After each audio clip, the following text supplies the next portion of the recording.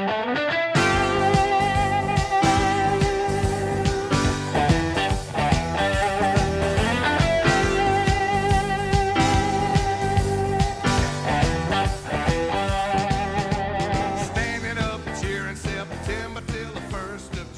everybody, and welcome to Row 60, a Georgia football podcast. My name is Clark Gaines. Joining me today, as always, Adam Thornton. Yes, sir, baby. And this is show number 41.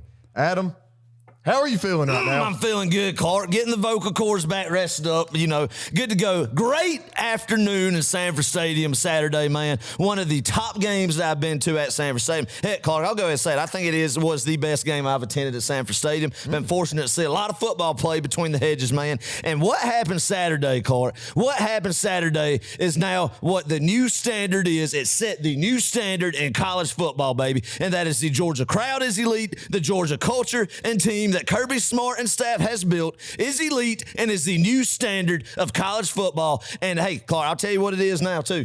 Georgia is now the evil empire in college football. Georgia is the team that everybody wants to see get beat every Saturday now. Georgia is the team that everybody in the nation hates, and I love it because that is who we are. We are Georgia, and what we have built now, and that is where you want to be, because that's when you know what you are building, the culture you've established is absolutely the most elite in the nation, and that is what happened on Saturday afternoon in Athens, Georgia, Clark. And I couldn't be happier and more excited to see what was about to happen the rest of the season going from this point forward. We got a lot to talk about. I'm excited. Get us started, Clark. Yeah. Crank it up, baby. We are the Darth Vader now, Adam. The Darth Vader. Love it. We got the Emperor's March or whatever it's called. Anyway, Yeah, absolutely. That should be our theme song. Yeah. I mean, absolutely. And coming out, any wrestling fans out there, the Undertaker, WWF. Oh, I think it was WWF back in the day, WWE, Undertaker music coming in. That's what we need to come out to Sanford Stadium with the smoke coming out. Let them know we're the bad guys. We're the ones people want to see lose, and I love it. That's the way it should be. That is when you are firing on all cylinders, and it's just, man, it's good to be a Georgia Bulldog. It is, golly. Hey, we are the number one team in the nation. And we knew the true number one team, Clark. And we proved it this past Saturday. So we're going to talk about this past Saturday, the game against Tennessee. We had a lot to break down. Going to talk a lot about the atmosphere. Got some fun facts for you guys, offense, defense, and special teams breakdown.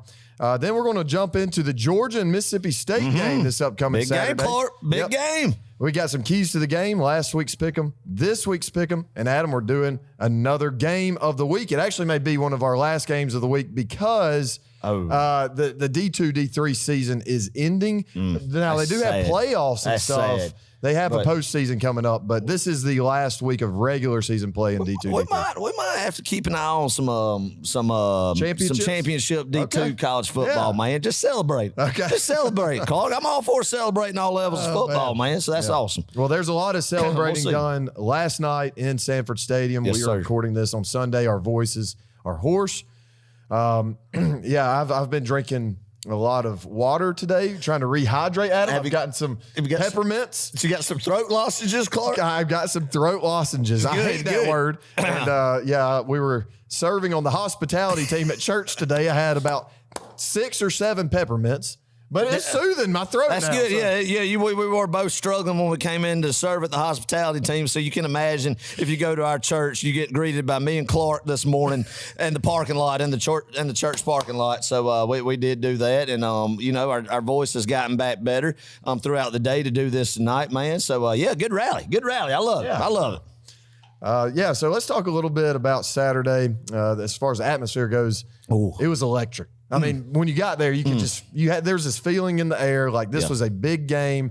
This was a big moment in Georgia football history. Right. Adam, we went to set up the tailgate bright and early, went to the Biscuit Express, got a ham and cheese biscuit. What'd you get? Yeah, I got a, they were out of ham. But I said, that's okay. Bacon. Oh, you got a bacon and cheese, and I was going to get my traditional ham biscuit, Clark. They were out of ham. And I said, that's all right, ma'am. Nothing's going to ruin the mood this morning. Let's just go with the tenderloin.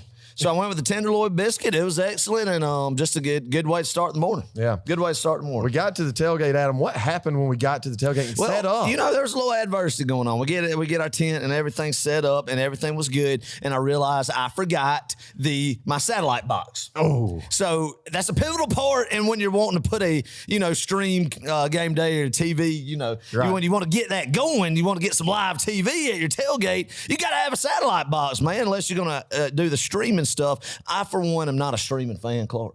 You aren't. I don't. For whatever reason, I do not like to stream. I do not like to stream. Yeah. Anyway, that's just me. It makes no sense, but I don't. But anywho, so I didn't have the satellite box per se, Clark. And also when the satellite box came with the next wave, I was like, all right, here we go. We're going to get it cranked up. I couldn't get a signal, Clark, with my dish. I went and I was bound and determined to get that dish lined up. I had it up on top of the truck. I had it everywhere. I think I did a 360 around everywhere. And I think I hit about every single point in the sky. I tried every axis, tilted it to everything. Yeah. Everything. Tried to line up all my coordinates, everything right, and just couldn't get it. I think Mother Nature was the factor of why I didn't get a good communication between my satellite and the ones up in the sky rotating, man. Yeah. And you have that, it's okay. I think just Mother Nature and the cloud covers didn't want us to get a good stream in, But I did say, I told everybody, because I kept fiddling with it. I was like, I'm going to try to be productive, a no quit attitude per se, Clark. Right. That if I get this, everybody's going to sit their tail underneath this tent and lock both their eyes in on a little bit of this Kentucky-Missouri game. We're going to watch every play. We're going to have us a good time. Yeah. But we didn't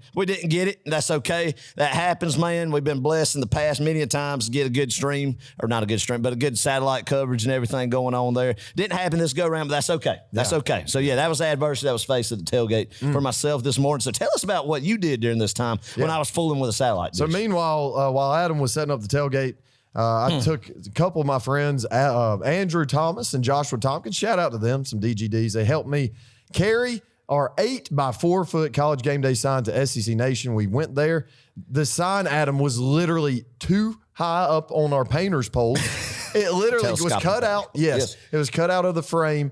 So we couldn't get it. Well, there was a couple of shots we got it in at SEC Nation. So then we traveled to College Game Day. Yeah, you did. Katie and Ian Fisher, shout out to them. They went with us and helped us kind of coordinate where we needed to be in order to get on TV. And we got on TV a lot for College Game Day. And we made it known that we were here. We were there to stay. Clark, this time. I tell you what was just beautiful about how that was done is the adversity that was faced, that it got took down at the Arkansas College Game Day, that we made a big debacle about it. Right. We made stickers about the sign, told about our ESPN the vendetta we had against them and whatnot. And what you did, Clark, the coordination, Clark, of bouncing around and not falling victim, not a rinse and repeat thing, that you were going to change the game a little bit, and how you coordinated it, that you were going to bounce around the set. Yeah. They couldn't find you. They couldn't keep up with you. So you just, you have one location, spend a little bit of time there. Yep. Excuse me, then bounced to another one, then went to another one. And I like that. And you know what? You grab the attention of people doing it that way too, Clark. So it was perfectly executed from that standpoint. Y'all could not have done any better doing that. And we kept them on their heels. I mean, because we moved around so much, like you said, Adam, it was tough to be able to find us. Well, actually, it wouldn't have been that tough because it was an 8x4 sign. We stood out. But you had the appropriate time that you knew you had to be on the move. You couldn't be stationary. You had to go to the next spot. Now, here's another good tip. If you're going to take a sign that big and you don't want it to be shown the whole time and have it, risk it being taken down, you can fold it, Adam. Yes. And that's what we did this time. We folded it when it was not on TV. When it was on TV, we unfolded it. That was great execution by Andrew and Josh. Go to Home Depot, get a 4x8 sign, man, because that thing is absolutely massive. And we folded up since the last year when we did it. And you should have seen Dad and I trying to get it out the back of my shop over here. Yeah. It took us time to get it out, but that sign has been worth every bit of it from the time put into it when you got it, and we painted it that afternoon. And hopefully it'll make another appearance. Yeah. Be on the lookout for any of your national shows that could be at a Georgia game. And heck, you don't know, the Follow Row 60 sign. Also, hey, if you want a replica of that sign, go to row60.com and see the sticker that we got of it, man. It's a good time, good fun we had with it. It came back out, man, a strong appearance, Clark. A strong appearance on game day. Good job of the capitalization there. That started the day right. That got everything going good. The mojo and everything went good starting there with good execution on game day. That led to Sanford Stadium, a good execution by the team. So all around, everybody was elite. Fans, coach coaches, players alike, everybody in the Bulldog Nation was absolutely elite. And I'm sure the fans at home were too, Clark. Yeah. I know they were. Boom, baby. We had Adam, when we get to the million viewer mark, when we get 1 million viewers and listeners, what we're going to do is we're going to take that sign, Adam, and auction it off for charity. Charity, yeah. Do a good charity, man. I'm all for that. I'm all for doing something for charity, especially for the children, man. Something like that would be good. That would be good. So we'll do that one day. Absolutely. So I like it, brother. All right, Adam, it's now time for our weekly concession stand report. Boom, hit the jingle, baby. Tell us what we got in Sanford. How was it? Well, I didn't get anything. Actually, your wife, Kelsey, saved us. I was begging for a water, but I did not want to leave and go sit in the line. So anyway, Kelsey came, saved the day, brought Caitlin and I 2 waters. Good. That was great. She was able to get the waters back to us in time for the second half. That's good, man. Got to keep hydrated, brother. Yeah. And environments like we had in Sanford on Saturday, you have to stay hydrated. You gotta quench the thirst. Get some liquid going down the throat because it gets a little dry down there. When you're yelling. So that's good. That is what you need. You gotta stay hydrated. I got a Coca-Cola Zero, Clark. 0 calories, 0 sugar. And it's the taste of satisfaction of a Coca-Cola Classic. It was really good on ice, baby. I'm on a peanut kick, Clark. Got a little bit of roasted peanuts. So, hey, and did you tell me, Clark, that you have somebody else sent in a concession stand report? We got a good review from Drew Goldsmith. All right, give it to us then. Drew Goldsmith is a DGD, a friend of the show. He said that the hot dog was solid. Bun was warm and soft. RB and I thoroughly enjoyed it before kickoff. Papa John's pizza for the boys was good. Good. A little unequal distribution on the cheese. You'll have that. I mean, it's not set, but you'll have it. I mean, you'll get that from time to time. Yeah, but it was still a solid pizza for the stadium. Great service with a smile. That's what I love that, baby. Everybody in there just having a good time. I like that. I like the everybody is buying in, Clark. Everybody is buying in and doing their job everywhere around, from concession stand people to fans to alike. So by doing that, by just keeping the intensity up with the concession stand of putting a smile on your face, acting like you are enjoying being there and serving the people is, I mean, just big. Man, you can't beat it. Can't beat it. Yeah. He says, we continue to love your podcast week after week. Strong win tonight. Thank you for all the support. Hey, and he also sent a picture, Adam. I'll post it right here.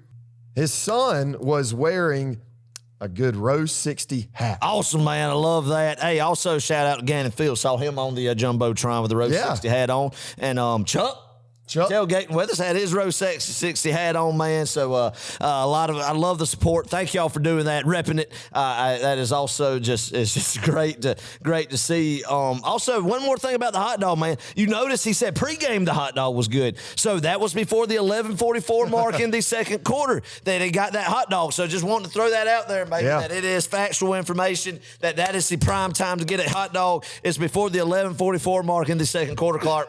Great job. Elite concession stand support from Mr. Drew Goldsmith. Glad that he had a good time with his boys. Thank you for listening to Row 60, baby. All right, so we got into the stadium really early. I mean, I'm talking about an hour and a half before. And heck, the student section, they really packed it out. 90 minutes before kickoff, that was glorious. We need that every single weekend. I don't know why we don't do that. But, great showing for the Bulldog Nation. Adam, there's a lot of talk throughout last week, that Tennessee fans are going to travel in droves. They're going to take over Athens at Sanford Stadium. That didn't happen. Yeah, man. A lot of talk, man, that you heard on the interwebs and whatnot that Tennessee was going to do a takeover. Like you said, that Georgia fans were selling themselves out, for the money. Yeah. That Tennessee fans were just coming. 30,000 of them, Clark. And there wasn't even close to that. I mean, not even a fraction of that, man. I don't even know if there were 6,000. I don't even know if they had their ticket allotment numbers like that they got that was fulfilled at all. So nowhere even close. Georgia fans were absolutely elite, Clark. We need to touch on this because it was the loudest I've ever heard Sanford Stadium. I've been at Sanford Stadium for the 2004 LSU game, 2007 blackout against Auburn, 2013 Georgia LSU, of course, Arkansas last year. All these big games that you talk about, this one topped it, and it wasn't even close. Notre Dame in 2019. This one was the most electric atmosphere I've ever been to. Heck, not even in just Sanford Stadium history, in college football history of any game that I've ever attended, man. And like you said, Clark, when we got there an hour and a half early, you just knew the people were there, and the people were there to show out, and they were going to answer Coach Smart's call of that you're going to have to be loud and rowdy. And Tennessee walked into a hornet's nest or an anthill, Clark, like you said. Stepped into an anthill. It was funny. I saw a camera crew right before the game. It looked like they were with ESPN or whatnot, and one of their first times kind of being in Sanford. It looked like, they were crew there, and I asked, where y'all been and everything. They talked about some of the places they've been throughout the. I said, well, just to warn y'all, it's going to get a little rowdy. We do it a little bit different down here. It means a little bit more down here, baby. And they saw that last night, and it was a wonderful experience. The crowd from the beginning to the end, Clark, was absolutely electric, and just sets the standard now. Stadiums, college football, man. I don't think there's one out there that's putting out the juice that Georgia is right now, man. That Sanford Stadium crowd. So just wonderful. Yeah. Wonderful. Shout out to Section 108. A lot of elite fans in that section. Adam. Absolutely. There's a couple of people, though. I had a little incident where I accidentally hit someone in front of me when Jalen Carter had the safety when we did. Right. Yeah. That was a safety. That was a safety. Anyway, I got a little too excited and I accidentally brushed the shoulder of this person in front of me, and she turned around and got on to me, and I apologized. I did not obviously intend to do that, but so anyway, that threw me off. That made me a little bit more angry, not towards her, but just towards the game and being louder and being more excited. So I didn't extend my arms any further. Did you say too she covered her ears at one point? Yes, God bless her. Where did she think? What she think she was coming into? Did she think she was coming to watch the Dad Blame Fiddler on the Roof musical orchestra play going on? Theatrical performance. Where does she think she was going into? She was going into a buzzsaw, baby. And my thing is, if you're going to act like that, Clark, if you're not going to be with the common folks getting rowdy, put your money where your mouth is and get in a freaking press box, get in a suite, and get some sealed walls around you. If you don't want to be with us getting loud and rowdy, don't come at all, or stay at home and eat your hors d'oeuvres, baby, because right here we're going to eat our roasted peanuts, or we're going to get loud for the dogs, baby. Tell them about it, baby. Woo! That's what I say about that deal. I hope she's not listening to this right now, but if she is, then I'm sorry once again. It is what it is. Yeah, anyway.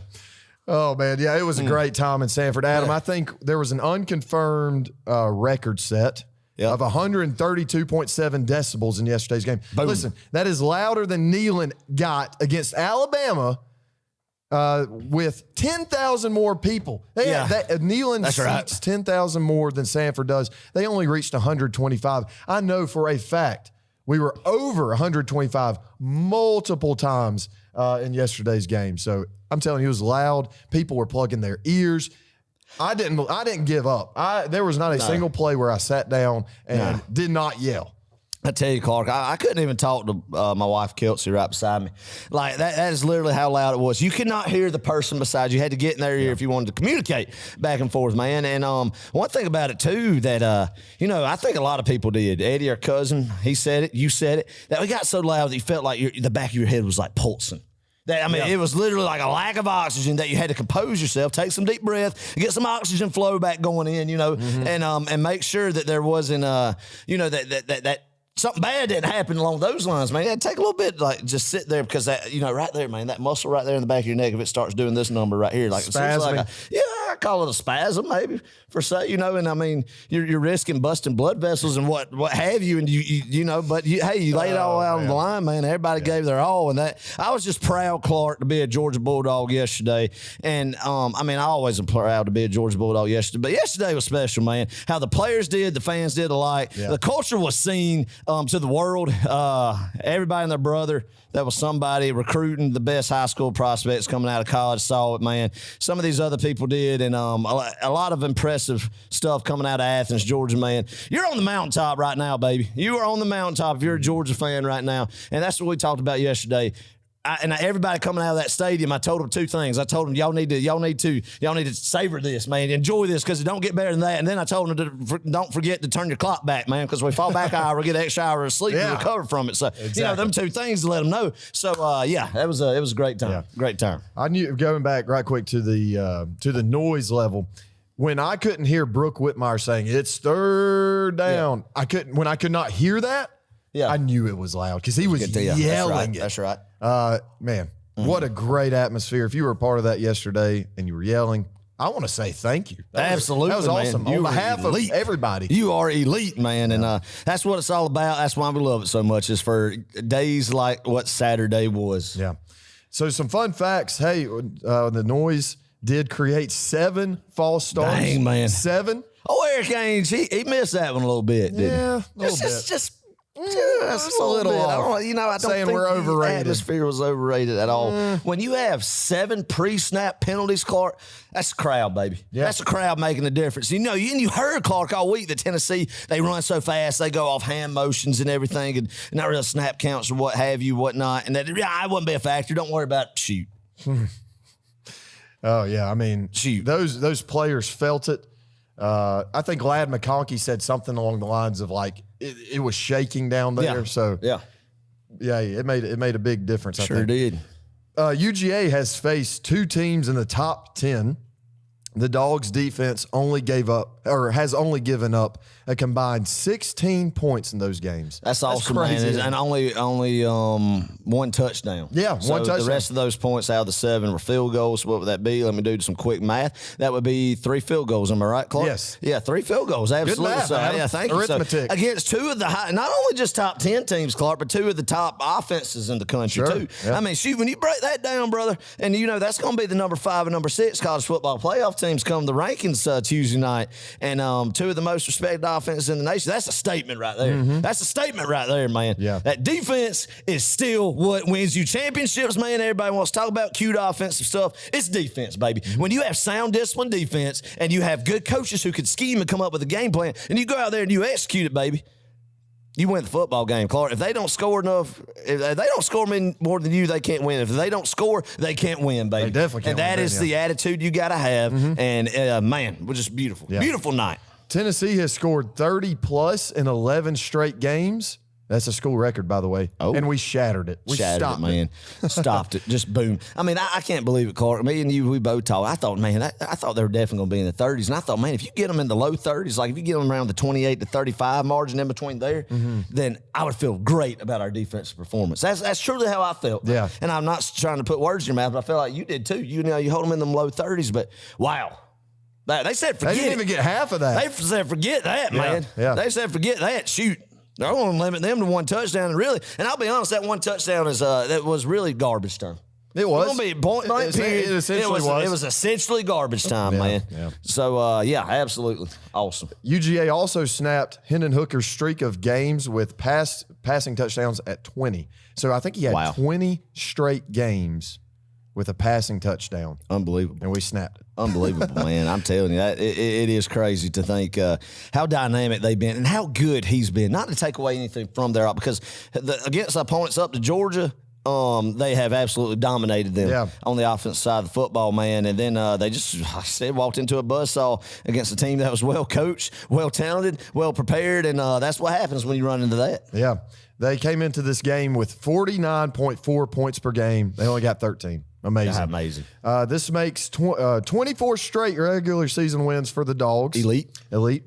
Tennessee finally got a rushing touchdown. They've had 1 over the past 6 meetings against the Dawgs. So in the past 6 meetings against Georgia, they've had 1 rushing touchdown. That's unbelievable. I never would have guessed that. I had no idea that was crazy, isn't it? Deal there. Yeah. 0 first quarter touchdowns allowed in our last 14 games. Wow. And I wonder, Clark, how many times Tennessee's been held without a touchdown in the first quarter like that? This year? Yeah. I mean, I know they had this year, but going back, I guess, is that the first time in Heupel's tenure? I have no idea. I don't know, man.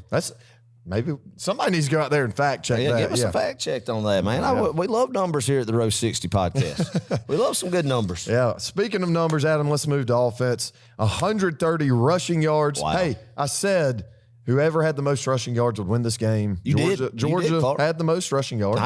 Absolutely. Tip of the hat to you, my friend. That was a very good call on you. Well, it's like a 50-50. But no, I mean, it was a good call, man. You said it, and I agree. You know, whoever, then that means typically, obviously, if you have more rushing yards than the other team, you're winning the line of scrimmage on the offensive side of the ball, man. And on the defensive side of the football as well. So it's a good indicator you're winning the line of scrimmage. In the SEC, if you win the line of scrimmage, you win the battle in the trenches, you're going to win the football game, Clark. Yeah. And that's what Georgia did all night long, man. That's what one thing. Stacey Searles, everybody needs to stop talking about him. I know we talked about it here earlier in the season. Questions, we'll see. Give it time. Bam. The offensive line, Clark, is clicking on all cylinders right now, man.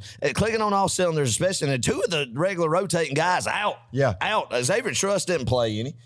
Yeah, he didn't. He didn't play. Devin Willett came in, played a great game at the guard spot, I felt like. I mean, everybody on the line, I think, really did good, Clark. Yeah. And, you know, and that's the thing that this offense, Clark, we'll talk about it. I don't know if you have it right there. I'll go ahead and bring it up. We'll talk about it right now. They could have named the number of passing yards they wanted to throw the ball against Tennessee. Mm-hmm. They could have named these guys. And, you know, I saw a lot of Tennessee fans saying if the game was five quarters, Clark.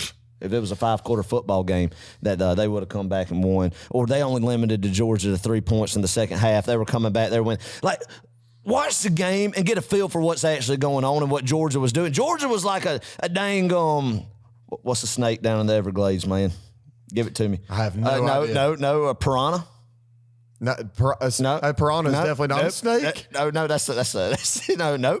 Python, baby. A python, like squeezing in the Everglades. Have you ever watched those videos of like an alligator in the Everglades, like just getting the life sucked out of it? Oh, I see what you're saying. When a python just wraps itself around it and just squeezes the breath and the life out of the prey that it's going to devour. That is what Georgia did in the second half, Clark. They let them run the clock out on themselves, and Georgia was content just running the ball, keeping the clock running. And that is what it's essentially the same thing as a python it's wrapping itself around its prey. Wait a minute. It's squeezing the life out of it. Wait. That is what happened. Do pythons do that? Or I think you may be talking about boas. Boa constrictor. That's what I'm talking. Does a python not do that too? A python may. I don't know. They have to, right? They do.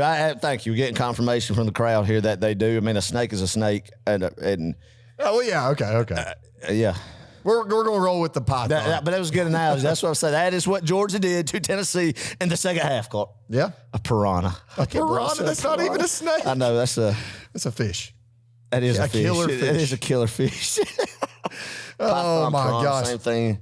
Hey, yeah. I mean, we were very aggressive on the offensive side of the football, Adam. We did to Tennessee what people thought Tennessee was going to do to us. That's right. And we threw the ball. We made some explosive plays. I mean, you think about the pass to Ladd McConkey. Yep. By the way, shout out to Ladd McConkey. I'm so proud of him, man. That was good. Tennessee, for those who don't know, Tennessee was kind of his dream school. He's from the state of Tennessee. They didn't offer him. They said he was too small. He was too fast. He didn't have all the stars by his name. Yeah. Adam, you could argue that he is outperforming a lot of 4- and 5-star recruits at receiver in the nation right now. You know what's funny, Clark, is everybody talks about the 4 or 5 stars that Georgia has, and absolutely that's important. No doubt. You got to have the 4 and 5 stars and talent to win the games. But what Georgia's coaching staff, you look at Texas A&M, and they've had some 5-star. I mean, I know they're just in year 1 of their number 1 class that they bought, but they've had some top recruiting classes in Jimbo's year. It's about player development, Clark. Yeah, you can have 4 or 5 stars, but you got to develop them, baby. Sure. And you got to get them bought into a culture. And not only the 4 or 5 stars, Georgia's leading receiver, Ladd McConkey's a 2-star, like you just said, and their quarterback was a former walk-on, Clark. It is about player development, and Georgia has the best staff for that in the entire nation. Not only can they get 4 or 5-star recruits, it don't matter who they're going to get, who they feel is the right fit for the culture, that their attitude, and where their skill set is that can plug in to what is being done here in Athens, Georgia. The buy-in is there. They're going to buy in and know and live, eat, breathe the culture, what Georgia football is, and Kirby Smart and his staff on both sides of the football will develop them, and then that is how you wind up with 15 NFL draft picks. Yeah. I tell period. you. Point blank, period. Yeah. Arian Smith also had a really, really good game yesterday. Second drive, he caught that he caught that long pass. It was the first 40-yard pass of the season. Huge play. Right. It set up a great. I think we scored a touchdown on that drive, did we? We did. We came down. That's when Stetson did his little scramble deal, man. Yes. Talking about right there. referring to our board with Call Me Stet, was the old Doshawn Marino at LSU when they lit up his phone back in 08 and we smoked him down in Baton Rouge that day. Stetson Bennett apparently had, 500-600 messages from Tennessee fans that they leaked his number Friday night that he had. So good little jab back at them. Good on Stetson Bennett for that, baby. Yeah. But going back to number 11, Clark, we talked about, man, stretching the field with him, but it was good to see. It was good to see, man.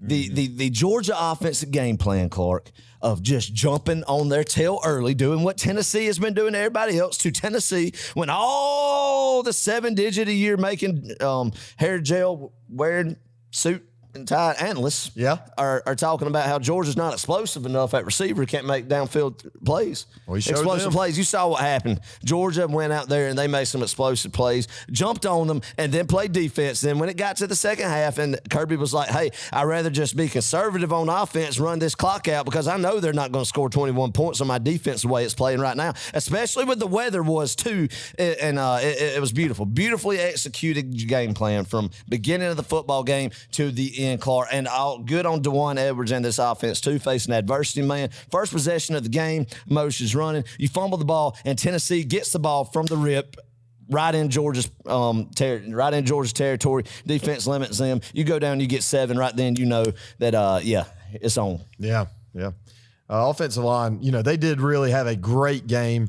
They kept the pocket very clean, I would say, except one play, and that was the Stetson Bennett, scramble for 20-yard touchdown play. Right. That was amazing. Right. Great play by him. 6th rushing touchdown of the season. Awesome. Love that. And that's one thing, we talked about this last year. That's the difference between Stetson and old JT Daniels, whatever he's doing up in West Virginia. We wish him the best of luck, but we got the best. DGD, man. Great attitude with it, just like Jacob Eason, man, how that went down, both of them. DGD. But anyway, yes, perfect. Yeah. Great job. 257 yards passing. Boom. Just a good showing, Adam. I mean, offense did their thing. I mean, third quarter rolls around. It starts raining. We run the ball very effectively. The offensive line got a great push on most every single play. That's right.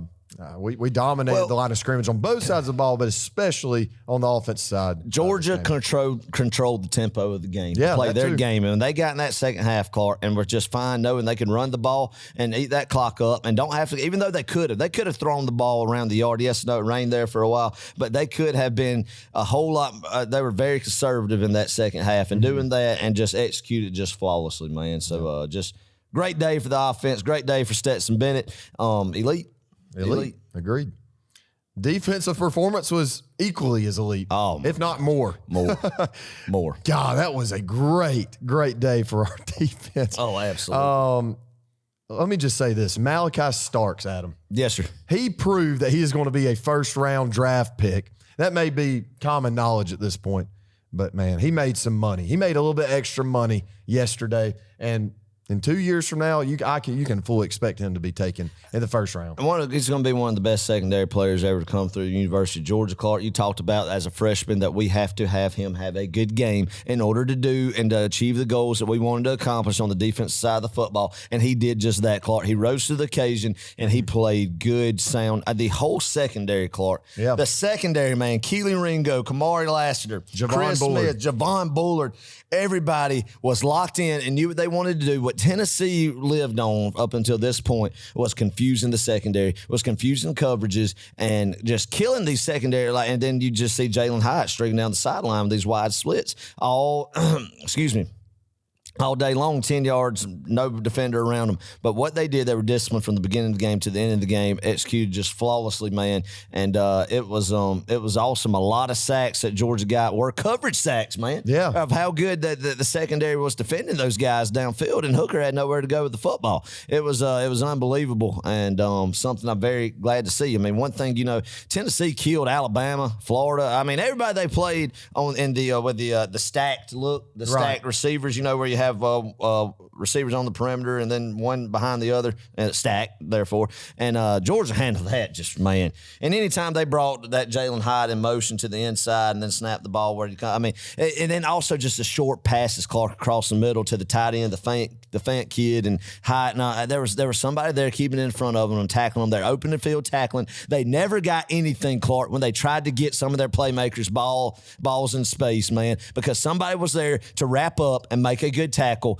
and it was beautiful. Yeah. It was beautiful. One thing I was impressed with, we played a lot of man coverage this game, and I thought we would sit back in zone. Obviously the safeties played a lot of zone, but man, we were physical at them. Yeah. We were physical. We jammed these guys off their routes. I mean, that goes back to Keeley and Kamari and those guys jamming the receivers, throwing them off the routes. Clark. That's what you got to do with a team like Tennessee, That's what you gotta who's do. very explosive. You got to be physical. And Jalen Hyatt said beautiful. in his post-game interview, he said that Georgia was more physical than Alabama. Dang right, Clark. They were, like you said, Clark. They were physical. And what they did with Tennessee, how they were able to stop the running game with a light box. Yeah. With a light box, bringing 5 or so, and you stop the running game right there, then that disrupts everything Tennessee wants to do. Mm-hmm. Second thing, then you eliminate the explosive plays downfield, and then you have good sound tackling when they do try to get that short stuff, where you don't let them create just these short, 6-7 yard throws into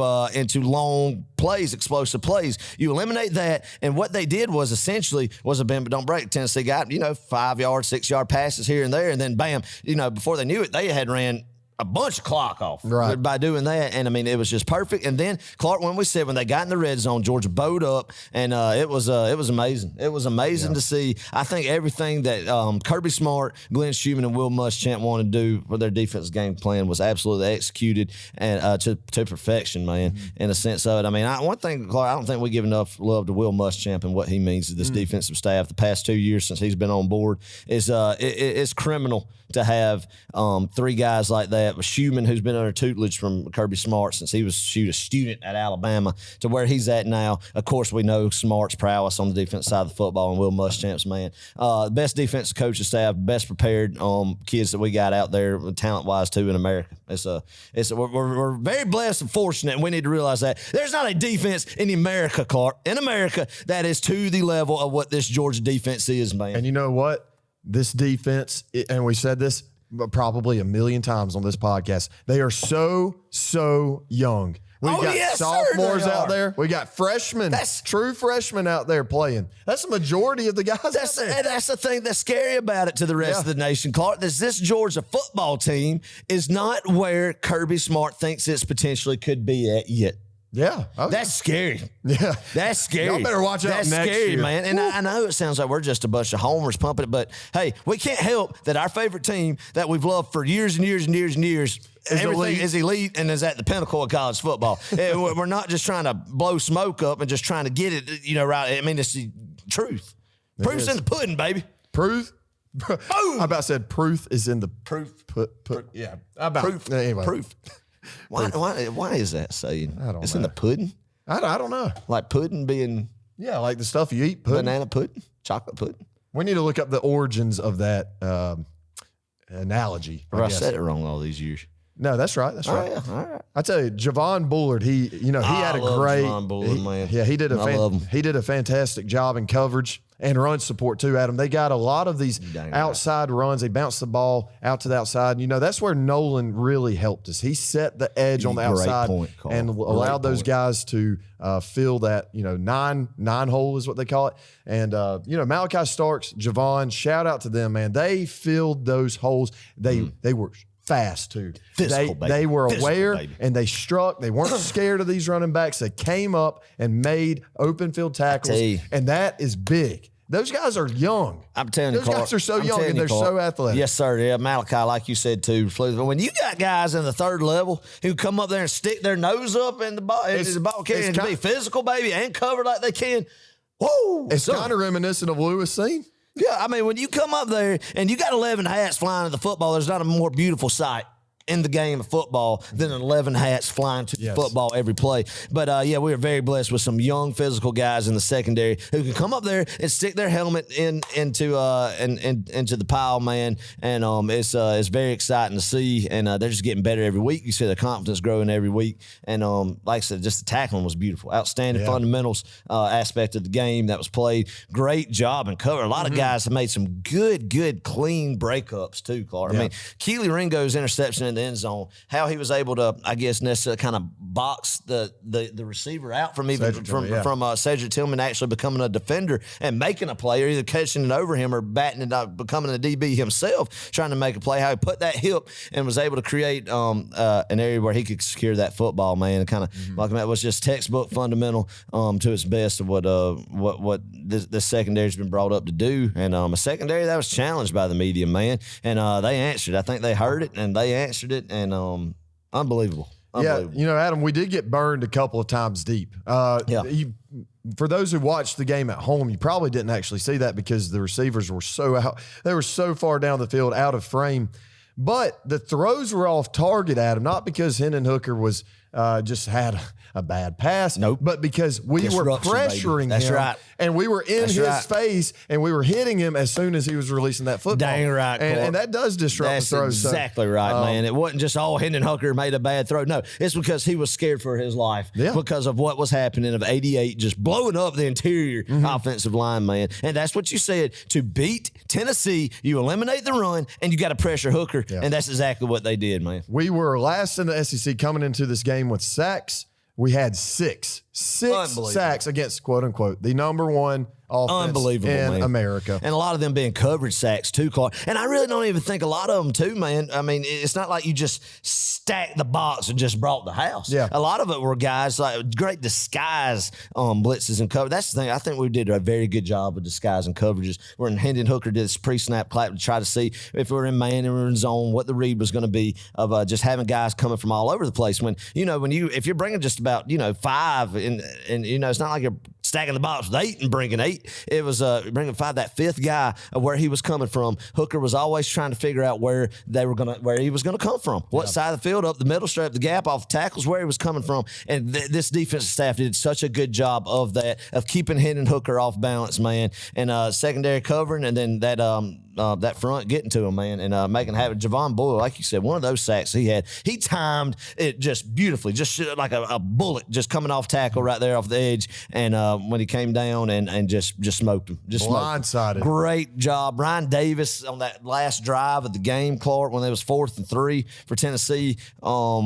Just coming off and he did a beautiful job. Did you see him just bulldoze over a running back and then get the Hooker right there? So a lot of guys, a lot of physicality, man. That's how you win in this league. We said it before, and that's how you always will win in this league. I don't care how this game evolves. How you will win in this league is when you are disciplined and you're physical and you make good plays on the football field like Georgia did, man. All this cute little gimmickry offense, man, will be shut down if you do that. If you do those things, not shoot yourself in the foot, and you play sound, disciplined football, and you're coached up with guys like what is on staff on the defensive side of the football in Athens, Georgia.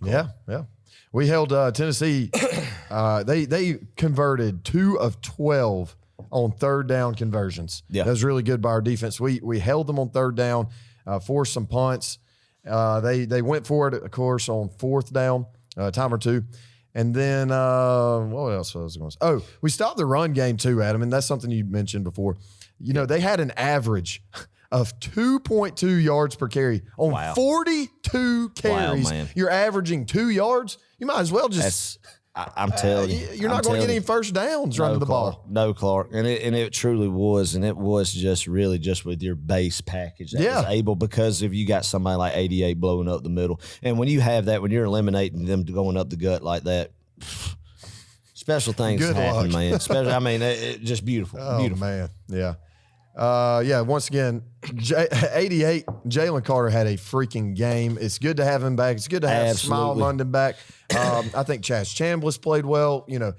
Michael Williams stepped in. A lot of these guys fill those shoes of Nolan Smith. And, we hate that Nolan's not with us on the field, but he is with us on the sideline. He's still a leader over there. Yeah, he's a leader. Did you see him with a Stetson Bennett? Yes, I did. That was great. I love it, man. The chemistry of this team is just there, and you got to have that to have special seasons. And, I think that shows Nolan's integrity, his character to stick around with our team, though he's hurt and he could check out. And that kid's going to the NFL, no doubt about it.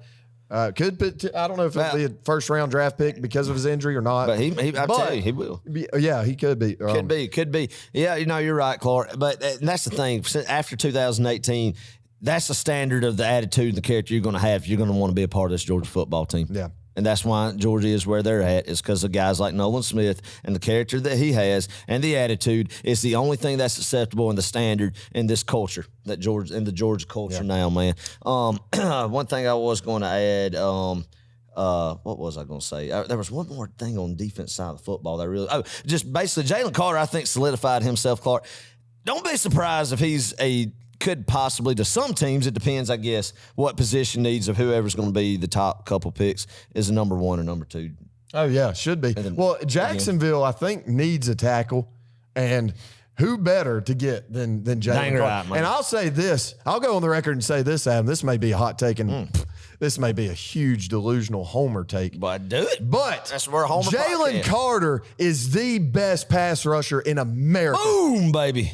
I was about to say. I thought we were told about some guy that wore number 31 that was an elite pass rusher. Oh, and that at Alabama. Dallas Turner. Yeah, I actually kind of thought they were going to be the most historical defense in college football. It's like the best team. That's what I heard in July and August, that it was going to be really nobody should even get on the field with this Alabama team. Might as well not even try. That Will Anderson was just going to cause havoc himself and win every game. Give me Jalen Carter every day of the week. I don't even. Boom, baby! You heard the man, baby. Look, you could line Jalen Carter up at end. And he'd still get to the quarterback. He still has the speed. He has so much more physicality than Will Anderson. I don't care. Yes, he does. I don't care what y'all say about that. You know what that is a result of, Clark? What? Will Anderson's a talented guy, but you know what that is a result of? It is the demand of the culture from what the difference is in Tuscaloosa, Alabama, and Athens, Georgia right now. There's a standard of football in Athens, Georgia that's being played, and why Georgia is where they're at, that is non-existent in Tuscaloosa, Alabama. It used to be, but it's not there anymore. That is the difference right there, folks.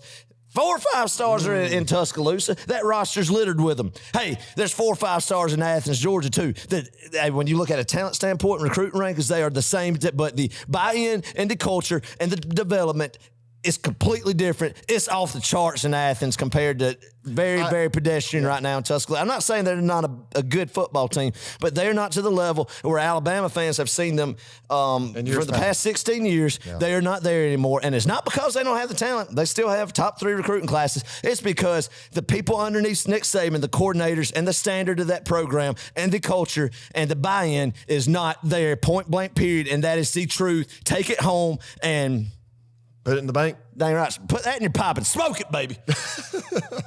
Oh, man. Yeah. Adam, I think some people would disagree with you on that. But what would they disagree on? Well, I'm just saying, namely, Chris Johnson would disagree with you. What would he say? He would say that's not the case. Alabama's still Alabama. But I do think.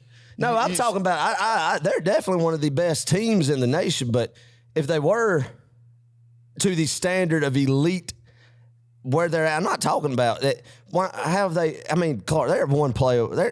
How many plays away are they? A couple plays away from being 4-loss team right now? Yeah, being 5-4. Yeah. I mean, honest to gosh, Texas A&M could have done what LSU did Saturday night. Mm-hmm. Bam, loss. Yeah. 1-point win over Texas. Yeah. Bam, loss. Field goal. I'm telling you, man. Almost got blocked. I'm not saying the talent is there and they are good. I am talking about, though, I'm really comparing Alabama of the past and where they thought and Alabama now. Yeah. And I do not see how you could say that they are the same in that building. I only think Alabama fans will say it's the same everything. Yeah. Yeah. And I think it's the coaching staff from Saban, from the coordinators now. I don't think Bill O'Brien or Nick Saban's even close. I mean, not Nick Saban, but Pete Golden is even close to what used to be there. Yeah. And you're right. I think a lot of Alabama fans would agree on you. I mean, I'm not saying, they're just going to go into the dumpsters, but it's not the elite of what they used to be, man. Yeah, Bryce Young has kept that team from collapsing. Well, I mean, whatever, collapsing with the standards you want to be at. But I don't know, man. Anyway. Okay, let's go. Not Alabama. Let's forget about Alabama. That's my opinion. If you want to disagree with it, disagree with it. That's fine. All right, Georgia's special teams. Oh, my gosh. The play of the game arguably could have been Brett Thorson's 75-yard coffin corner punt. Adam, it was the best punt I have ever seen at any level of football. High school, rec ball, middle school, college, NFL. It was the best punt I've ever seen. It was. Didn't necessarily have the longest distance, though. I mean, a 75-yard punt is super long. Right. It was the 10th longest punt in Georgia football history, I believe. Wow. Unbelievable, Clark. The fact that it landed within the 1 yard line, it was just unbelievable. Unbelievable, man. And it was just an absolutely beautiful punt by Brett Thorson, man. A guy who's punted well for us, and I'm proud of it because you heard in camp that there might be a drop-off there. But he's answered the call and has done really good when called upon. That was the biggest play of the game to me because of what it did and made that stadium ramp up even more, set up for pin them back in their end zone. All that stuff happened on the defense, and then have the quick strike to Lad McConkey after that. Mm-hmm. Also, something I want to note on that it didn't matter if anybody was down there anyway. It would have rolled out where it did. But I love the hustle of Nyland Green, number one, getting downfield and, just selling out, trying to make a play right there. Love it. When you're giving that all, you're all like that in the special teams department too, man, special. Yeah. You got a well-coached football team. That's for sure. We just about got a block punt multiple times, Adam. It's going to happen here soon. Maybe it'll happen this Saturday. Actually, Yes. You know what? Here we go. All right. You ready for this? Give it to me. Georgia's going to block a punt against Mississippi State. All right. It's going to happen. I feel it. I feel it. It's going to happen. And I'm rolling with it. I love it. Now, I'm not going to put money on it. I'm not that confident. But I'll say it on our podcast here. So, Yes. Love it. But yeah, hey, special teams play was great. No real hiccups, I don't think, for against Tennessee. So I love it, man. Yeah, absolutely. And that's what you got to do is you can't give anything cheap in these type of big games against teams like Tennessee on the special teams side. You can't muff any punts. You can't do anything lackadaisical or have any errors in that department, or you're not gonna win the football game, Clark. Yeah. So cover that side of the ball well, and then when you use special teams to be a absolute weapon and make a difference in the game like it did with that Thorson punt, man, it just makes it even better. Yeah. Makes it even better. So great job by them as well. So every from offense, defense, special teams, all the way around, you couldn't ask for more as a Georgia fan. Yeah. I walked out of the stadium, Adam, right after we beat Tennessee. And I don't know, it just felt – it was a big win. Don't get me wrong. Yeah. It was actually probably my second favorite win in all of my times of going to Georgia football games. Yeah. Obviously, the first would have been the national championship game. Dang. But even then, I was just walking out of the stadium after beating Tennessee – it almost just felt like a normal thing. Yeah. Just winning. We are at that level where even when you beat the quote-unquote number one football team in America, you walk out of the stadium and it's just, on to the next one. Well, man, it is just the standard right now that Georgia is. We're there, and we have seen it built since Kirby's arrival till now. Georgia's standard in college football, folks. It's not a homer take. It is what it is. People who have no affiliation with Georgia will tell you that, who really watch the game and see it. That's where Georgia is right now. And we'll see if they can hold on to that. Because I'll be honest, Clark, for the team I saw last night and the maturity of the guys that we have talked about every single week, just wait until they grow up. We are young. Wait till they grow up. And the step that they took last night, Clark. Yeah.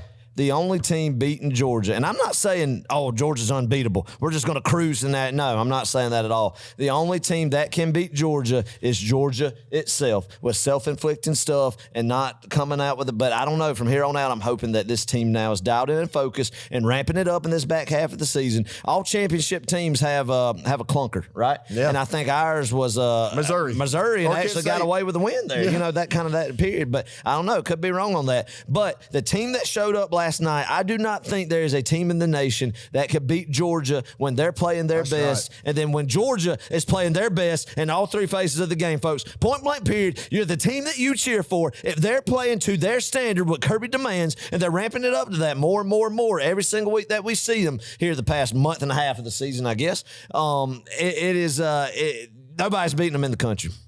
I completely agree. I 100% agree with that. Period. But that's what the thing is. They got to stay at that standard. Yeah. Or they could beat themselves. That's very true. We can't beat ourselves this upcoming week. Exactly. We're playing Mississippi State in Stark Vegas, Adam. Starkville. Adam, I'm going. I want to see what it's like. You say it's a total dump? Or is that in the middle of nowhere? It's out in the middle of nowhere, Clark. I remember it well. I hadn't been there in 17 years. I was 12 years old. We took a trip out there in Mississippi State to watch DJ Shockley during the SEC championship year. And Clark, I remember it was raining, man. It was just, we were up in the upper deck, of course. I watched a windbreaker fly out of the stadium. Oh, well, not a windbreaker. It was a rain poncho, like a rain poncho. Yeah. Just fly off somebody and fly out of the stadium, man. Good Like, gosh. there was really tornado warnings of people needing to take cover and shelter and everything that night. It was a sloppy win. I don't remember the final score, but Georgia did come out, of course, victorious against Sylvester Croom's Mississippi State Bulldogs that day. I think he was still the coach there. Yeah. And, but yeah, it's an interesting environment nonetheless from what I remember of it. I just remember like it was literally in the middle of nowhere. There's a big water tower that you see out of the stadium. Like there's an open end zone with a big, so yeah, exciting times, man. Interesting. Let's talk a little bit about the history of this game. Georgia is 19-6 and has defeated Mississippi State in the last 3 meetings. Yeah. Let's see, 17 we beat them. Yeah, 17 we beat them. 20 we beat them. 20 we beat them, and 17 we beat them. And in 2011 we beat them in Athens. Yes. You're exactly right. Yes. That 17 game was awesome. That was a beautiful starting with the flea flicker. A lot of guys thought the Mississippi State Dan Mullen was going to beat Georgia in Kirby's second year. That didn't happen. The 20 game, well, now that's the more relevant one to talk about because it's the same coaching staffs on each side now. They moved the football on that Georgia team. There's a weird atmosphere, man. I mean, Georgia already had 2 losses at that point. The COVID year, Sanford Stadium was a quarter full, maybe, or the black jerseys, kind of one of the last games of the year. And I think it was the last home game of the year that year too. It was just kind of an odd atmosphere at night, but still good. Mississippi State moved the football, but Georgia just kept everything out in front of them. And of course, Georgia won that football game, Clark, with JT Daniels in a big offensive explosion. So 2010 game though that we lost in Starkville. That's the last time that Georgia's played in Starkville. It's weird how the SEC scheduling has been because the last 3 games have been in Athens. 11, 17, and 20 has been in Athens, but yeah, that was probably one of the rough, of course, it was. There isn't no question about it. This millennium, the worst year of Georgia football was that 2010 year, and it was just a very sloppy, low-scoring game, if I remember correctly, in Starkville in 10.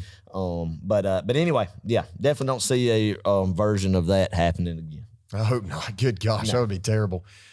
So Mississippi State's quarterback, if you don't know anything about Mississippi State, first of all, their coach is Mike Leach. Adam, what do you think about Mike Leach? I like Mike Leach. I love Mike Leach. I think he's hilarious. I love his interviews. I love just how he goes on random just rambles, I don't ever think he will be a coach that will elevate his program at the next level. No. He'll do just enough to stay in, and then his attitude and his just charisma. I like that word, yeah. And demeanor will keep him there because people will love him, but he will never be a threat to Kirby Smart to just in the sense of building a program that will dethrone them. Sure. Now, he could come up and pop you in a game. I'm not saying that. No, I'm not. No. Don't get me wrong on that. I'm not saying on that, but he definitely can. That offense can if you're not. But I have faith in Georgia's defense coaching staff against this offense that Mike Leach runs to stop it. But I love him. I like what he does. Definitely one of, if not my favorite coach in the SEC outside of Kirby Smart. Agreed. They run a true air raid offense. And that's really unorthodox in the SEC. A lot of pro-style offense, multiple, but no true air raid offense until Mike Leach came in. Yeah. He obviously came from Washington State. He's dubbed the Pirate. The Pirate. The Pirate. And I can't not like the guy. I don't know. Yeah. Now, I will be upset, Adam, if he somehow beats Georgia, which I don't think is going to happen. There's no way. There's no way, right? I will say, Clark, this is the perfect trap game in college football that we have seen for years and years and years. It's coming off emotional wins, not only against Tennessee, but in Jacksonville in a neutral site rivalry game like that, a big win. And then, of course, what everybody is this week, how exciting Tennessee was. You beat the number 1 team in the nation at home. Yeah. Electric crowd. You're going to get fed some rat poison again this week. And the last time we got fed rat poison, the first 3 weeks of the season, we didn't answer well. But, Clark, I do not see a repeat of that because this group has been through the rat poison stage. And I'm hoping that is going to be something that Kirby just knows for a fact that this Mississippi State team can easily beat you, especially at night in Starkville, Mississippi. Yeah. A tough place to play against a very Mississippi State team that's very inconsistent, Clark. Yeah. Very inconsistent. I mean, I just you don't know what you're going to get. I mean, they absolutely destroy A&M and Arkansas like 40-something to 17 both games, I think, and looked pretty good, man. Looked pretty good. But the past couple weeks, it kind of looks like that they don't look as good. Took Auburn and them were with Cardell Williams being Auburn's interim head coach in overtime in Starkville last week. So if Georgia plays their best and they are dialed in, especially on the defense side of the football and ready to go, and I think they will. That's where the culture of this team is now. It shouldn't be close, Clark. Yeah. It shouldn't be close. But weirder things have happened, and it is the perfect trap game if you're not prepared for it. But you know good and well what Kirby Smart and staff's preaching to that team. Yeah. And it's just that. Well, and you could get beat if you're not careful. Right. And the good thing is, the thing that is promising to me, Georgia just faced a kind of similar offense in Tennessee. Tennessee's very run heavy, but they do like to stretch the ball vertically, and that's exactly what Mississippi State's going to do, but they're going to do it all game. So, they like to move fast. We're going to have to do kind of the same sorts of things defensively in this game. Will Rogers is Mississippi State's quarterback. He leads the team, obviously. He leads the team in passing yards with 2,912 yards this season. He has 26 passing touchdowns, I think. That's passing touchdowns, or maybe rushing and passing. Yeah. And only 5 interceptions on the season. They score 32.6 points per game, and they allow an average of 360 yards per game. So I would expect this to be maybe an offensive battle. I don't know. Well, I don't know. I tell you, Clark, I think they nickel and dime you down the field. I don't think they're going to be as explosive, the deep threat. And now keep in mind, I have not seen a lot of Mississippi State football this year, but keeping, kind of tradition, I feel like they really nickel and dime you down the field. Death by 1,000 paper cuts type. You get what I'm saying? And I think what Georgia's going to do is, of course, control both sides of the line of scrimmage and hopefully can jump up, but kind of the same gameplay. Jump up on them quick and early, get some stops on the defense side of the football, and then, kind of pound them and run out clock in the second half. Kind of the same deal. Eliminate anything explosive behind the third level. Keep everything in front of you, man, and they should be okay. I think, I don't know. Shoot, I was going to say it might be hard to really get the quarterback this government because, they are just getting rid of the ball quick, but heck, I mean, the offense that Georgia just faced last week was probably the best in the nation at doing that, and they sacked the kid six times. So what do I know? But I do think it's going to be just another game, Clark, where you're going to have to.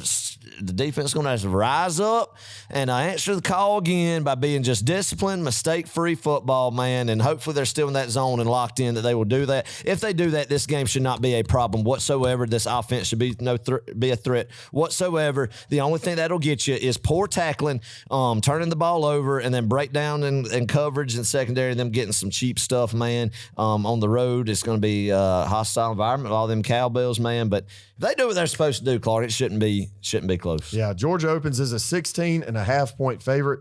I fully expect Georgia to cover that spread. What about you, Adam? Yeah, I do, Clark. If my math is right on my final score, but yeah, I do. It is. Okay. It is. So yeah, good. I do, man. I think so. I mean, it's all about you. Definitely can lose this football game. I want to reiterate this again, and we have talked about this even before the Florida game, that this is the one that scares you. It's a trap game, but I do believe after seeing this team last week and just kind of the standard is that knowing Kirby Smart as we know him, Clark, just from outside looking in, is that this team will be ready to go, and I'm excited for it. And it's going to be a good test, going to be a good win, and I think they're going to be locked in and focused and not allow any letdowns or a trap game come and get them in Starkville, Mississippi, Saturday night. Oh, yeah.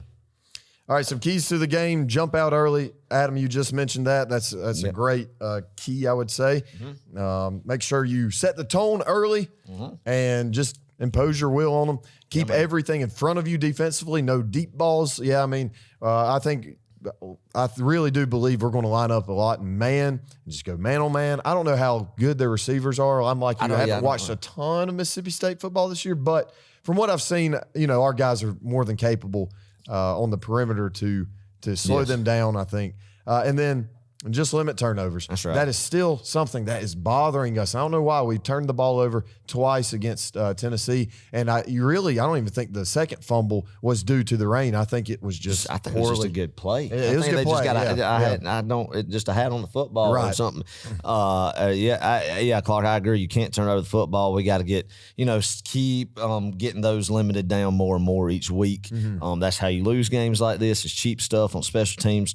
penalties, everything, shooting yourself in the foot. Same stuff we talked about last week, Clark. Yeah. But it's going to be a good test to see where our guys' maturity. That's the next step of this team and the maturity. It's easy to get up, Clark, for a game like last week when the media's talking about it. You have all this bulletin board material. They're the number one team in the country. Yeah. All this stuff. I mean, yeah, it's easy to do that when all the eyes of the world are. But, hey, are you going to get up and you're going to answer the call when you have to go to Starkville, Mississippi in a game that everybody's telling you you're going to win? You're being fed that you're the best team in the nation. Nobody can beat you. What's the psyche going to be? That's where we're going to see where we talked about with these guys growing up, where this team is going to be defined, Clark, is I think what we see the team that comes out against the Mississippi State Bulldogs Saturday night, Clark. And if they come out with a vengeance, man, and looking for blood and execute like they can do and play to the standard of their football play, Clark, then it's not even going to be close, and we're going to have something special on our hands. Oh, yeah. Oh, yeah. That is going to be confirmed even more so. So this is a big game, Clark. This is a big game. You can't let your guard down, man. Go out and pop them and let them know that we're Georgia, man. Let them know that we're Georgia.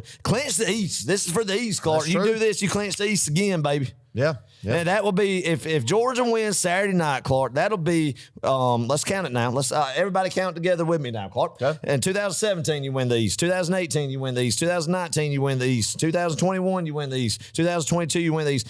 5 out of the how many years? 7th year Kirby Smart's been with us. You don't win it in 16. You don't win it in 20. 5 out of 7 years, man. I just remember when we went to the SEC championship game in 2017. That 2012 seemed like a long time ago. How excited you were to get there. How special, and it still is, because that's one of those things that you do not just that you don't overlook, Clark. You don't overlook the feeling of getting to go to Atlanta for a SEC championship game. But I remember that year in 17 thinking, man, it feels so good to be back. Now it's normalcy. Now you leave that first Saturday in December open, because you know Georgia Bulldogs going to be playing the SEC championship, and that's what's at stake Saturday night. So let's see how these guys go out and answer the call to that, baby. I truly believe they're going to do it.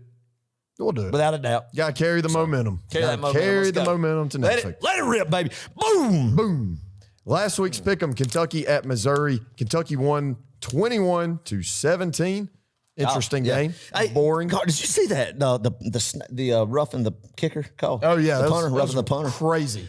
Oh, Missouri, man, I'd be sick if I was a Missouri fan. You know, all you got to do is you could either block the punt, get out there, but him still being in the tackle box.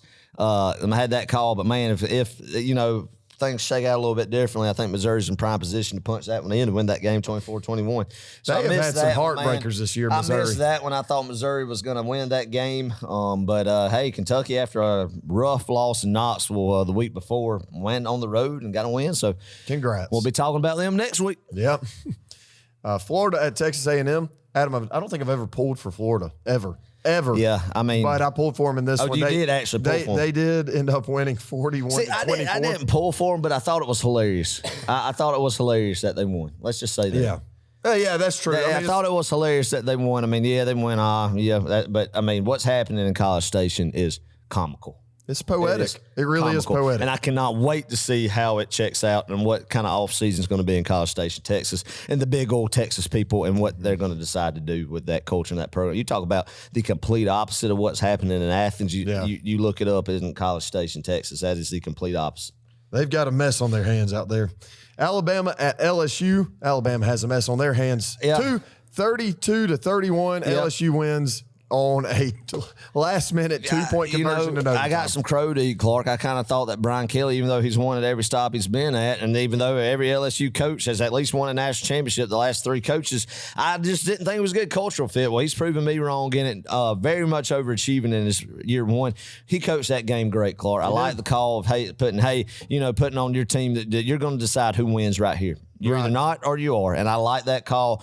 Go ahead and beat Saban year 1. That's special. Like I talked about Alabama earlier in the episode. I still think they are one of the best teams in college football, but they are not to what their standard is, what they're used to. And I don't care how you slice it. This is a very underachieving year. And I would probably say the most underachieving year in Nick Saban's tenure since he, the first couple of years of establishing the well, yeah, no, it is.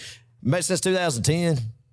I think this is the most overrated team. I mean, if we're talking about preseason with the hype they got, and we gave them 2. I mean, we praised them. Well, I remember coming out of the national championship, right? Even in in the fall or in the summer thinking, man, that SEC championship when we play them, it might get it just seemed like that way with the guys that had coming back, everything. It just felt like, and then the revenge. And then Saban said last year was a rebuilding year, didn't he? Yeah. So, last year was a rebuilding. I don't know what that makes this year. It's still rebuilding. He's going to say they're still rebuilding. But he made it seem like the all season that last year was a rebuilding year. This was the year that they were just going to just unleash everything on everybody, right, Clark? Yeah. And that has apparently not happened. They will not be in Atlanta for the SEC championship. I think they have an 8% chance, so I shouldn't say they shouldn't, but it doesn't look good right now, Clark.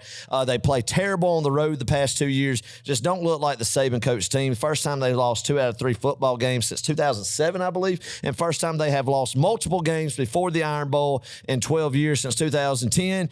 Hey, the questions are out there. Is Saban done after this year, Clark? To me, he looks like he is a dejected guy who is the best to ever do it without a doubt. But hey, man, Father Time gets the best of us, Clark, and I don't care what profession you're in, whatever you do, when you get to a certain point, just the way the good Lord created people, man, the standard of how you want to do it falls. Point blank period, Clark. I'm not saying that he's done by any means, but eventually you have to be. I'm not saying it is now, but he's 72 years old. We will see. The jury's out. I'm not going to make any call or make any bold statement about that, but I absolutely will say, though, it's worth discussing and talking about, and that it's not far-fetched like it has been in years past. Yeah. He needs to just retire and go to Lake Burton. And spend time with your grandchildren. Yeah. Don't coach football. Yeah. He doesn't really strike me as the traditional family man, but I'm sure he's a good guy. I'm sure he's a good guy. No, I really do respect him, man, and I have enjoyed the competition of wanting to beat him every year, and it'll be weird without him being in the game. But in all seriousness, it just does seem like even in his press conferences, that edge is just not as much. I mean, still better than a lot of, but I don't know. You know what I'm trying to say. Yeah. Just not there anymore to me. Clemson at Notre Dame. We both got this wrong. 35-14 win for the Fighting Irish. Yeah, I love it, Marcus Freeman. I love it. Marcus Freeman, they exposed Clemson, man, for what they are. Offense the past 2 years really has been poor. Nothing close to the Trevor Lawrence days from what's 15. I mean, Deshaun Watts, Trevor Lawrence from like that 15 to 20. The past 2 years, Dabo's offensive schemes and, guys he's has coordinators from even losing Tony Elliott to promote the next guy within has not been good. Clark, they were exposed. I still think because of what the ACC is, they'll win the ACC championship, and there will be discussion on Selection Sunday if a one-loss ACC champion gets in.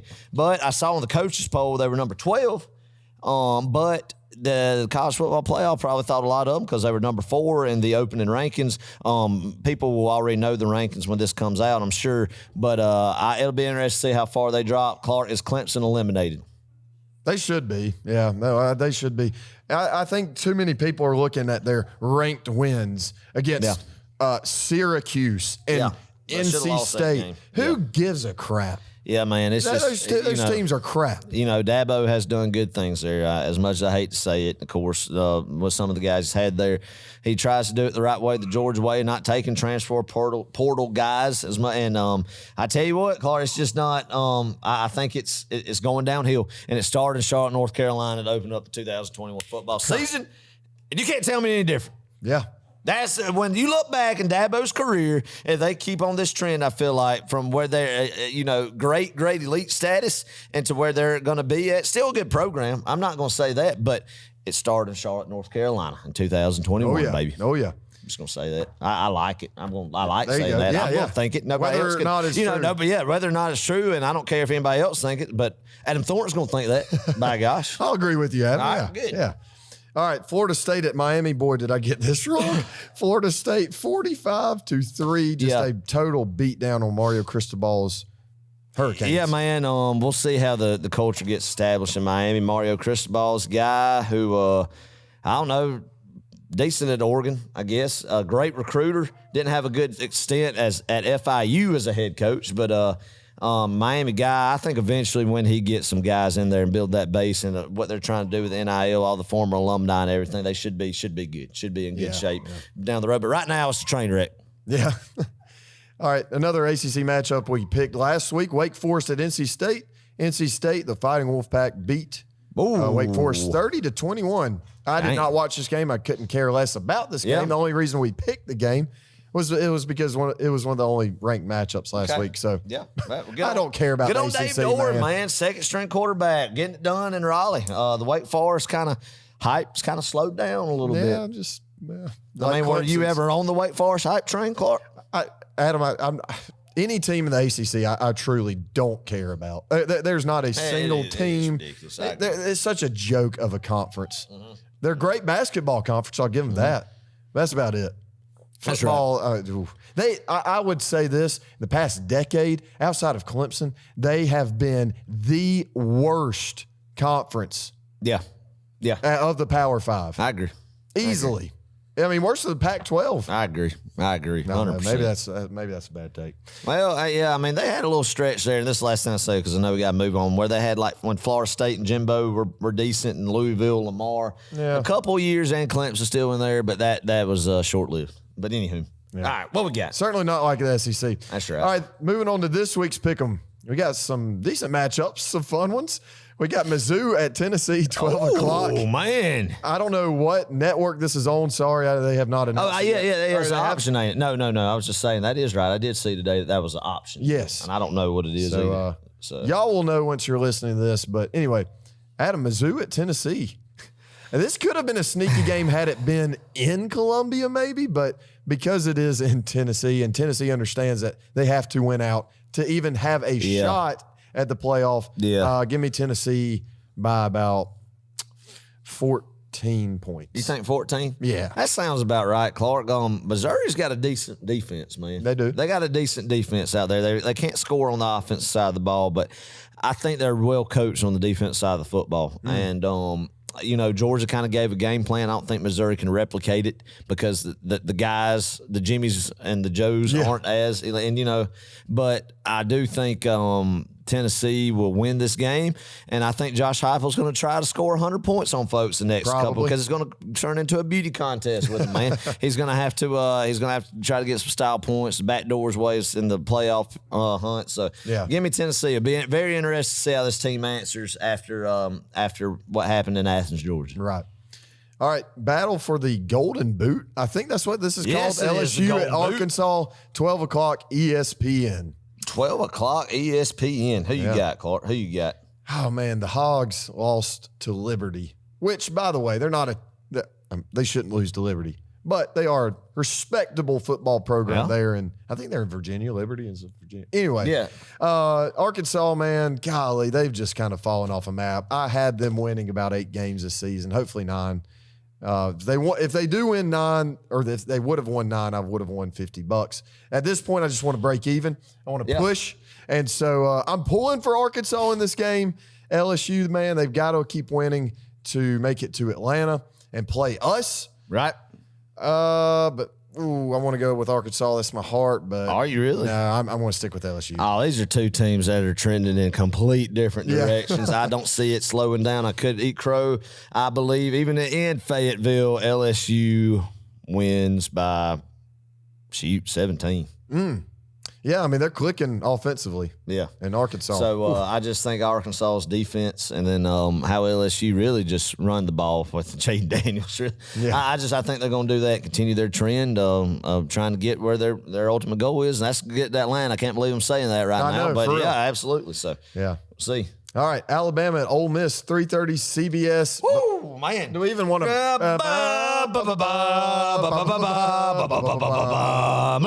Yeah, we didn't draw that one out as much because this game is not what we luster a little bit. It has. Yeah, I mean, I don't know, Clark. Who do you got? What do you think is going to happen in Oxford?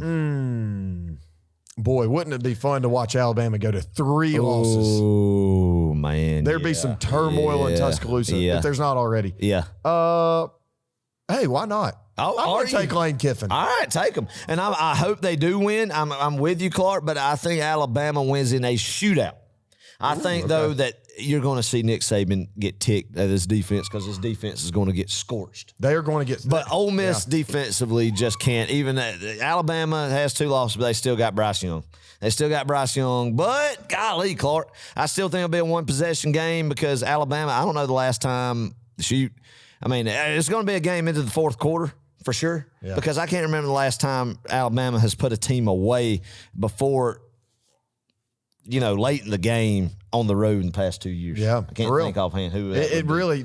I mean, you're right about that. Alabama, they can't put people away. The past 2 years has been unbelievable. How the difference in what they look like when they're playing in Bryant-Denny and when they're on the road in the Southeastern Conference, Clark. Right. So I could very easily see Ole Miss winning. I can't believe I'm saying that, but I think Alabama gets them at the end just because Bryce Young makes some plays, man. And but I think Ole Miss is going to get theirs against this Alabama defense. They will run the football, and that's why I'm kind of leaning towards the Rebels. Well, I hope you're right. All right, South Carolina at Florida. Ooh. I don't know why. We're just going to keep picking Shane Beamer's games. 4 o'clock, SEC Network in the Swamp. Who you going with, Adam? Give me Florida. Oh, Give me Florida, man. Give me Florida at the Swamp. All right. What about you? I don't know. I mean, I need a coin to flip on this one. I really. I'll take Florida. I'll stick with the home field advantage. All right. And, they win by 3 points. All right. I like Close one, though. I like it. We'll see. Washington at Oregon, 7 o'clock, Fox Network. Washington, Adam, was looking pretty good. Yeah, they were. At the beginning of the season. And then they kind of just tapered down, didn't they? So I don't know. Who do you got? I'm going to take Oregon. Yeah, I got Oregon big, Clark. They are on a path of that. They know that if they are a one-loss Pac-12 champion, they have a great shot at sliding in the playoff. With how the committee views one-loss conference champions, man, they're clicking on offense. Dan Lannon's getting that defense going, man. Unbelievable where they're at now compared to where we were walking out of Mercedes-Benz Stadium on Labor Day Saturday, man. Right. To see where they're at, great job by Dan Lannon in year one. I expect them to win out the regular season. Some tough games, but I expect them to do that, and we'll see what happens in the Pac-12 championship. But give me Oregon big. Okay. TCU at Texas, 7:30 ABC. This is going to be a really good game right here. Prime time. Ooh, this is Speaking sneaky. of another good job by year one coach, Sonny Dykes at TCU. Clark Gary Patterson had that job for a long time, but Sonny Dykes coming there. They're undefeated. Undefeated Big 12 champion gets in, man. So TCU has won some very close games lately, especially on the road in the Big 12. But this time I don't think the magic runs out in Austin. I think night game in Austin, man. I don't see TCU beating them. I think it's going to be close, but Texas wins. I'm with you, Adam. Like I said, I haven't watched a ton of Big 12 football this year. Yeah. But, 7:30 on the road in Austin. I'll take Texas. I'll take Orange and Steve Sarkisian. I'm assuming, what's his name is playing. That's right. I think Quinn Ewers is playing. I don't know, though. I don't know the update on his injury here lately. But, I think he is. Okay. Well, we'll stick with them. Yeah. All right. Game of the week. It's back. Yes, sir. It's back. All right, two great. This Adam, this is actually like one of the biggest D3 rivalries in the nation. All right. They literally consider this the biggest one. All right. Battle for the Monon Bell. Monon Bell. It's a 300-pound train bell.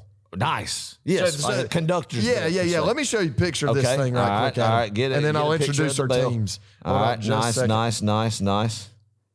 Here's the That's bell. Beautiful. Beautiful. Looks like a Big Ten rivalry trophy. I like it. I like it. That is good. I like it. That definitely gives the guys some motivation, something to play for sure. Adam, this bell, DePaul and Wabash. Oh, wait. I don't think sorry.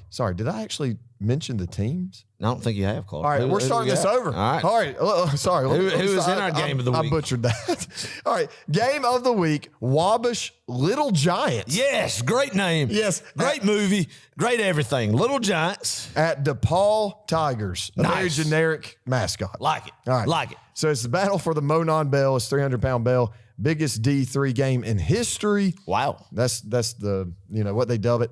This 128th matchup of this football game. They've been playing this game for a long time. That is a long time. And the rivalry game. The Wabash Little Giants lead the series 63-55-9. Close series, Clark. Only separated by 8 games. Interesting. Right. These two teams are located in Indiana, separated by, I think, 50-ish miles. Oh, yeah. A lot of bad blood. I understand. All right, so let's start with Wabash, the Little Giants. Some fun facts. Notable alumni include Robert Allen Former. Okay. Oh, wait, sorry. Robert Allen, he's a former AT&T CEO. Robert Allen Former? Yeah, sorry. Look, it's been... Okay, former AT&T CEO. I got you. I like it. Sorry. Yep. And also another guy that went there, James Burt Garner. He was the inventor of the gas mask used in World War I. That was a great invention. Yes. It probably saved a bunch of lives. It absolutely saved a bunch of lives. A lot of that went around in World War I and trench warfare and what happened in the European conflict in 1914 to 1918. Adam, good history knowledge there. I'm proud of you. I mean, I know that's common knowledge, but to get the dates right of the World War I. Yeah. Yeah. So. Yeah, absolutely. Wabash is an all-male school, so no females allowed, no co-ed, which is interesting. I didn't know. I didn't know these schools still existed. Okay. Yeah. All right. And Adam, they have something called the gentleman's rule. The student, and the rule states, the student is expected to conduct himself at all times, both on and off campus, as a gentleman and a responsible citizen. Okay. I mean, hey, I'm all for good character, man. I'm all for guys doing stuff the right way, man, and instilling that how we have to. So good on them for being gentlemen. Yeah, good on them. That's good. All right. And their mascot is Wally Wabash. Okay. You ready to see this guy? Let's see Wally. This might be my favorite. This is my personal favorite mascot of the season. All right. Yes. I like him. Clark. I like it. What sticks out? The bangs. The bangs going down the middle, just the bangs going down the middle right there. They've got just 2 strands of hair coming down straight, very symmetrical with the nose. Yeah. I like that. He's shredded. The overalls, just 1 button going around with the wristbands on. I like Wally Wabash, man. Good, strong jawline. Everything about him. Great eyebrows. I like where they place the eyebrows. He looks mean. He looks ready to go. He's looking like he is looking for a fight. Intimidating. Wally Wabash, great mascot. Great mascot, agreed. All right, and then DePaul not university, I think it's just college. DePaul, let's see here. Some fun facts. On August 2nd, 2010, Princeton Review ranked DePaul as the number 10 party school in the U.S. Wow. For the 2010 and 2011 school year, Adam. Yeah. Which includes all colleges and universities. Wow. Okay, so you're telling me that you go from Wabash with the gentleman rule and the all-male school, and then DePaul is in the top 10 out of every college in America for yes. So very big culture clash here going on. It seems like for these 2 campuses. Okay, all right, interesting. One tradition at DePaul, Adam, is the boulder run. Okay, we've got another tradition on a campus where students will streak. Why do northern schools do this thing and they just go streaking? You think it'd be too cold up there for that nonsense too? I know. So students will streak from their respective residences and run to and from the Columbia Boulder, located in the center of the campus near the East College building. Okay. All right. Okay. Fun time. Had ball. I mean, hey, man, get it how you live, I guess. Notable alumni include Joseph P. Allen. He was a NASA astronaut, part of the Apollo 15 crew. Okay. And then we also have William and Scott. Oh, I hope I don't butcher this, and I think I am. Rasmussen. Yes. Rasmussen. They were the co-founders of ESPN. Of Espen. Oh, what's that? Of Espen. Yes, Espen. Yeah. Nice. So, nice. Yeah. Yeah. Brett Baer also went to school. I'll be dang. Brett Baer went to DePaul. He has his own show on Fox Network. Yeah. And their mascot is Tyler T. Tiger. Love the name. Yeah. Great looking cat right now. Right, great looking cat. I like that. That's strong. I think it's kind of creepy looking at him. Why in the world does he not have clothes on?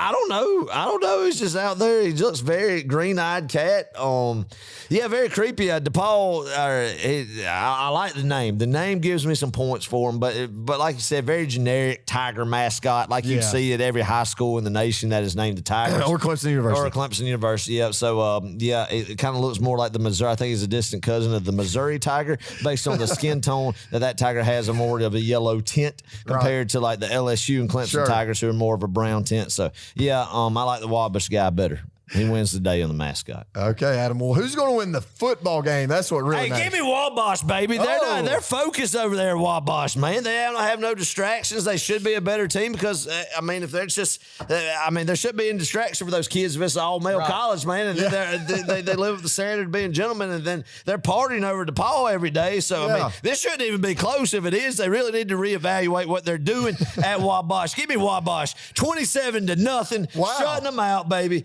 Big game, Little Giants are going to add to their series lead. Boom. Boom. I'm going with Wabash too, Adam. Yes, They're going to ride stomp with me. Let's go. the Let's Tigers. go. Let's Yes. go. Give the Yes. dang the biggest, the 300-pound bell is going to Wabash, baby, and ain't going back for a while. Hey, you know this. This is also one quick fact about this rivalry. The bell gets stolen. Like, Oh, really? People Really? Just go and lift and get the 300-pound bell. I wonder what they use to transport the bell from point A to point B. I have no idea. One time, they buried the bell so that the other team could not find it. Love it. That's great. Great. That's Anyway. awesome, man. That's what it's about. That's why I would like to showcase this. Thank y'all for sticking around. See this, Clark. As always, thank you for bringing some dang good facts and stories to the table. Everybody loves it. Glad it made its return this week. Great job. All right, moving on. Georgia versus Mississippi State, 7 o'clock, ESPN. We got a score prediction. And Here we go, a little baby. bit of a pep talk. Here we coming go, up. baby. Give it to us. Give it to us. All right, Adam, we go on the road to Starkville. We're going to win big. I'm not worried about this game. I was worried, but now I'm not after seeing the Dawgs play this past weekend against the Vols. Give me the Dawgs 41-10. Dawgs, Georgia Dawgs on top. I love it, Clark. Hey, man. Georgia is the standard of college football. Everybody knows it. Rat Poison is going to be coming in this week to Athens, Georgia, but it doesn't matter. This team is locked in and focused. It is unbelievable the ride the past 2 years that this Kirby Smart coach group and the culture that is built in Athens has given our fans. We are blessed, Clark. We are blessed beyond belief. What happened last Saturday just put the college football world on notice that Georgia is the new bad guy. Georgia is the new evil villain. Georgia is the team, Clark, that everybody wants to see lose, and it's not happening anytime soon, Clark. The focus that this team's going to come out is going to make a statement that there is no drop-off with this team right now. The maturity from what we saw at the beginning of the season is just on a different level with this Georgia football team. Georgia's going to come into Starkville, Mississippi, and play what championship caliber football looks like. It doesn't matter if it gets the number one team or a Starkville, Mississippi, Clark. There's a standard that Kirby Smart demands of these boys, and it will be on full display in Starkville, Mississippi on Saturday night. Georgia's going to win this football game 38-7, another SEC East championship with the SEC championship on the line and another playoff berth for the second consecutive year. It's a great time to be a dog. Enjoy it, folks. I cannot tell y'all enough how much that we should be enjoying these days, because this is the height, this is the pinnacle of Georgia football, baby. And it's not slowing down anytime soon. That's the beauty of it. Enjoy this game. Watch it with friends and family. Have a good time. Get ready for the rest of this season because it's going to be big. We love y'all. Go Dogs. Go Dogs.